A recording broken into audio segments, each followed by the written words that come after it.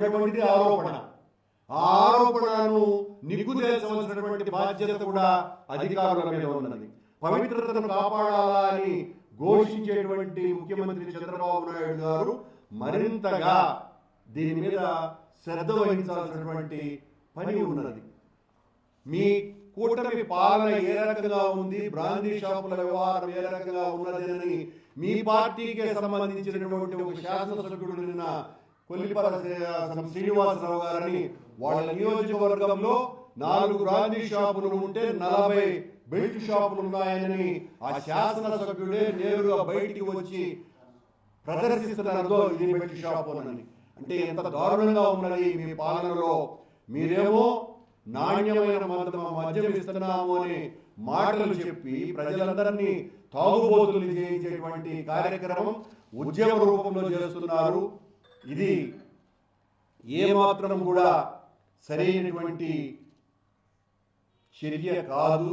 మరీ ముఖ్యంగా దేవదేవుడు వెలిసినటువంటి తిరుపతిలో ఇప్పటి వరకు ఎప్పుడూ కూడా విననటువంటి పరిస్థితి మాకెవరికి కూడా.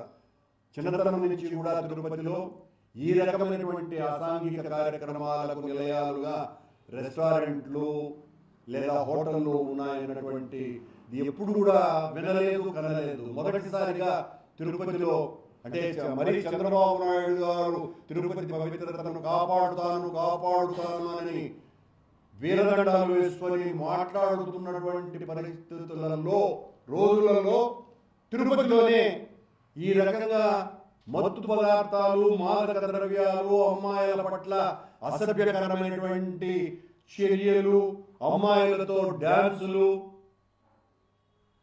ఈ డీజే సౌండ్లు ఇవన్నీ కూడా తీవ్ర కలతలకు గురి చేస్తున్నాయి. ఆక్షేపించవలసినటువంటి అవసరం ఉన్నది. తిరుపతిలో ఉన్నటువంటి ప్రజలందరూ కూడా పెద్ద ఎత్తున దీని మీద ఆలోచించాలి. తిరుపతిలో ఒక దుష్ట సంస్కృతికి బీజాలు పడినాయి.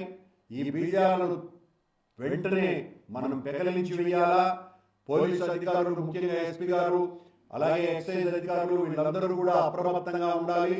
ఇలాంటి వార్త వచ్చిన తర్వాత స్పందించడం కాదు, ఇలాంటి ఏదైనా అసాంఘిక చట్ట వ్యతిరేక చర్యలు చేస్తున్నటువంటి వాళ్ళ మీద నిఘాను పెంచవలసినటువంటి అవసరం ఉన్నది. ఈ రోజున బ్రాందీ షాపులు విచ్చలవిడిగా తెలుస్తున్నారు అన్నటువంటి విషయం ప్రతి ఎక్సైజ్ అధికారికి తెలుసును. ప్రతి ఎక్సైజ్ అధికారి కనుసన్నలలోనే తిరుపతిలో 7 గంటలకే ఉదయం బ్రాందీ షాపులు తెరుస్తున్నారు, 12 గంటలకు రాత్రులు మూస్తున్నారు. ప్రతి బ్రాందీ షాపుకు ఆనుకొని ఒక బారు వెలసింది. ఆశ్చర్యంగా తిరుపతిలో నూతన సంవత్సర వేడుకలు కూడా బహిరంగంగా జరపడం ఆపేశారు.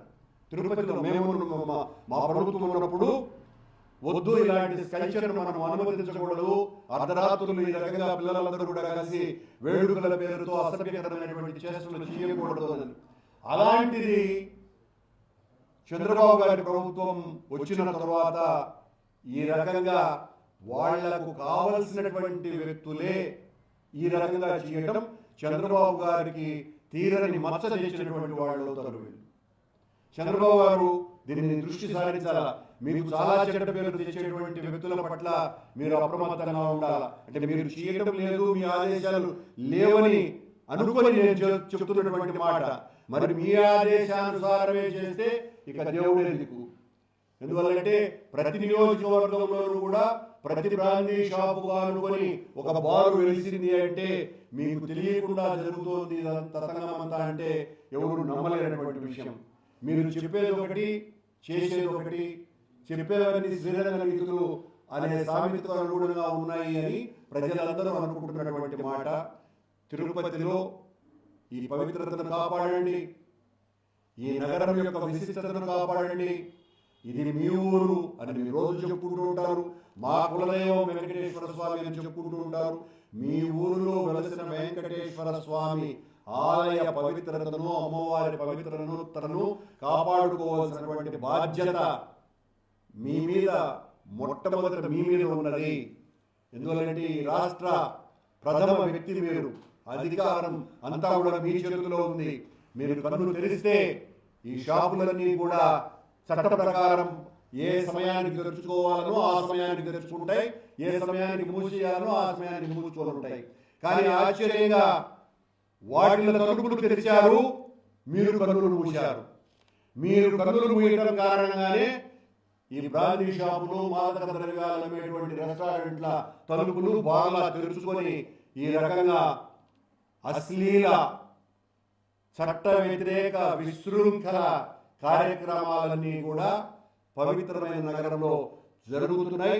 దీనికి వ్యతిరేకంగా వైఎస్ఆర్ కాంగ్రెస్ పార్టీ ఖచ్చితంగా ఒక ఉద్యమ రూపం తీసుకుంటుంది అని హెచ్చరిస్తున్నాం.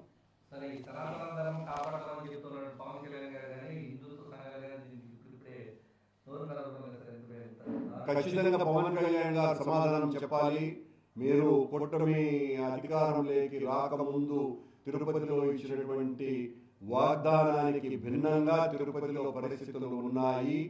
మీరు ఆ రోజున మా మీద ఏదైతే ఆరోపణలు చేశారో ఆ ఆరోపణలకు 100 రెట్లు ఎక్కువగా కూటమి పాలనలో అన్యాయాలు జరుగుతున్నా కూడా మీ సనాతన ధర్మ పరిరక్షణకు నడుం బిగించినటువంటి నూతన పీఠాధిపతి వర్యులైనటువంటి మీరు స్పందించకపోతే మహాపరాధం అవుతుంది, చాలా తప్పిదం అవుతుంది, సనాతన ధర్మానికే విఘాతం కలుగుతుంది.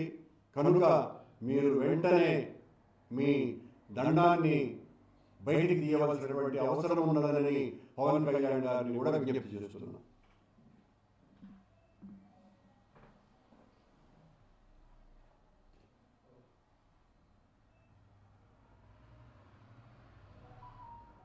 హిట్ టీవీ యాప్ ని డౌన్లోడ్ చేసుకోండి. ఇందులో short news, live news, entertainment movies అన్ని అవైలబుల్ గా ఉన్నాయి. Please download hit TV app. Hit TV app ని ఫ్రీగా డౌన్లోడ్ చేసుకోండి.